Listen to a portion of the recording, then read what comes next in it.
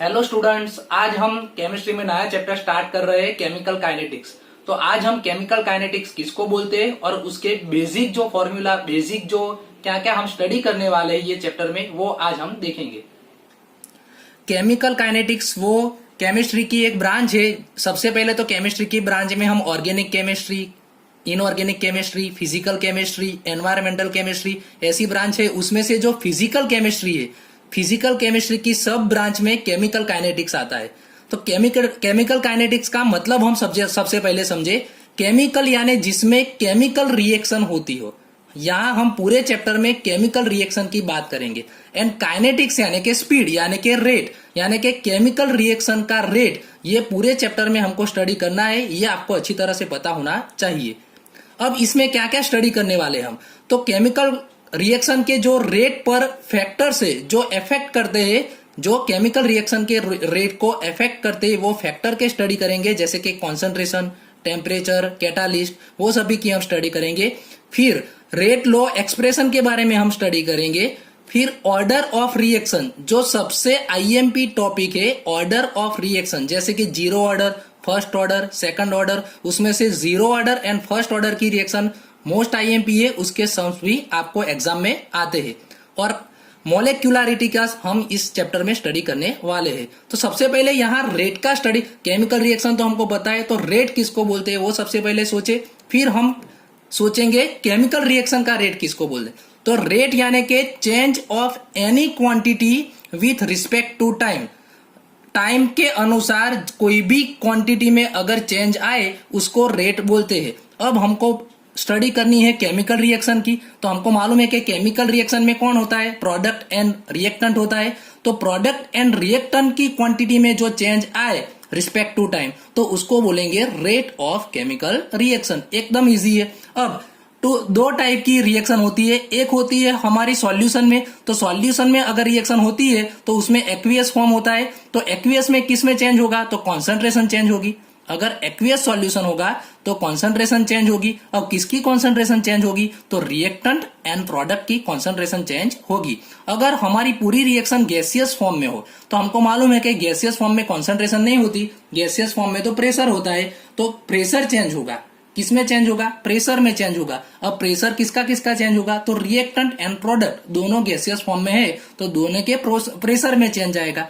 अब ये डेफिनेशन हम ऐसे लिख सकते हैं कि चेंज इन, यहां अब लिखेंगे हम कॉन्सेंट्रेशन और प्रेशर। चेंज इन कॉन्सेंट्रेशन और pressure of reactant and product. Chemical reaction में ये दोनों ही होता है, reactant and product, with respect to time is called rate of chemical reaction. Chemical reaction के एवरेज रेट को हम ये सिंबल से दिखाते हैं, minus delta R by delta T is equal to plus delta P by delta T. यहाँ time की respect में है और माइनस साइन इसलिए है क्योंकि हमको मालूम है कि जैसे जैसे टाइम होता जाता है, जैसे कि मैं एक एग्जांपल आपको लेता हूं यहाँ, कि रिएक्टेंट में से प्रोडक्ट बनती है। हमारे पास एक रिएक्टेंट है, उसमें से एक प्रोडक्ट बनती है। तो स्टार्टिंग में रिएक्टेंट अगर हम सोचे कि 1 ग्राम है और प्रोडक्ट 0 है, तो आप सोचो कि रिएक्टेंट कम होता जाएगा कि नहीं, तो रिएक्टेंट 0.9, 0.8 ऐसे कम होता जाएगा और उसके अकॉर्डिंग प्रोडक्ट बढ़ती जाएगी। तो ये दोनों का जो चेंज होगा वो सेम होगा, लेकिन रिएक्टेंट में घटता जाएगा एंड प्रोडक्ट में बढ़ता जाएगा। इसीलिए रिएक्टेंट के आगे माइनस साइन आती है एंड प्रोडक्ट के आगे प्लस साइन आती है। ये हम आगे इस चैप्टर में देखेंगे।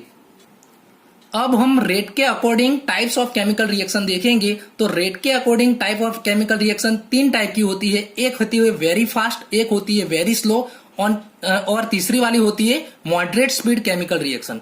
वेरी फास्ट केमिकल रिएक्शन किसको बोलेंगे, तो जो बहुत ही फास्ट, एकदम फास्ट होती हो इन फ्रैक्शन ऑफ टाइम, यानी कि बहुत ही कम टाइम में ये रिएक्शन हो जाती है, उसको बोलते हैं वेरी फास्ट केमिकल रिएक्शन। जैसे कि कोई भी आयोनिक रिएक्शन आप ले लो, कोई भी आयोनिक रिएक्शन किसको बोलेंगे, जिसमें आयन चेंज होता है, जिसमें कोवैलेंट बॉन्ड होता नहीं है। जैसे कि NaOH plus HCl gives NaCl plus H2O।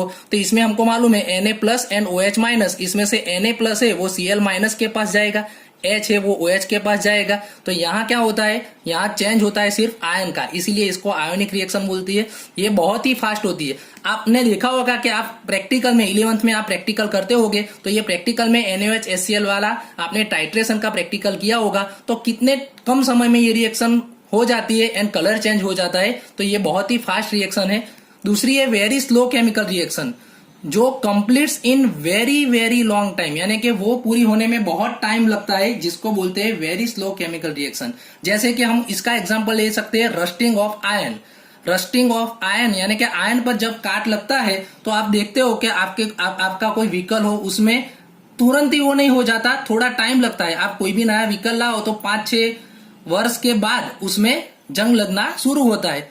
और लास्ट वाली है मॉडरेट स्पीड केमिकल रिएक्शन, जो इनफिनिट टाइम में होती है, यानी कि कोई फिक्स टाइम में, प्रॉपर टाइम में ये हो जाती है। सभी मॉलिक्यूलर रिएक्शन वो मॉडरेट स्पीड केमिकल रिएक्शन है। जैसे कि एमोनिया की रिएक्शन हम सोचे, N2, यहाँ N2 मॉलिक्यूल है, H2 भी मॉलिक्यूल है, N2 plus H2 gives NH3, ये एमोनिया की जो रिएक्शन है। अब इसको बैलेंस करने के लिए यहाँ हाइड्रोजन 3 है, यहाँ हाइड्रोजन 2 है, तो यहाँ 3 से मल्टीप्लाई करेंगे, यहाँ 2 से मल्टीप्लाई करेंगे। तो ये जो रिएक्शन है वो मॉलिक्यूलर रिएक्शन है, जो मॉडरेट स्पीड केमिकल रिएक्शन बोल सकते हैं। इसका एक सिंपल हम एग्जांपल लेना है हमको, थर्ड वाले का। तो हमको मालूम है, आप अगर मिल्क लाओ और घर में रखो तो आप जानते हो कि अगर गर्मी होगी ज्यादा तो गर्मी में क्या होता है, तो दूध जल्दी खराब हो जाता है। लेकिन अगर वो गर्मी के बदले हम सर्दी में दूध रखें तो जल्दी खराब नहीं होता। तो गर्मी के कारण ये रिएक्शन जल्दी होती है, इसीलिए हम दूध लाकर डायरेक्ट फ्रिज में रख देते हैं, या तो उसको हम उबाल कर फ्रिज में रख देते हैं। तो वो मॉडरेट स्पीड केमिकल रिएक्शन का एक एग्जाम्पल है।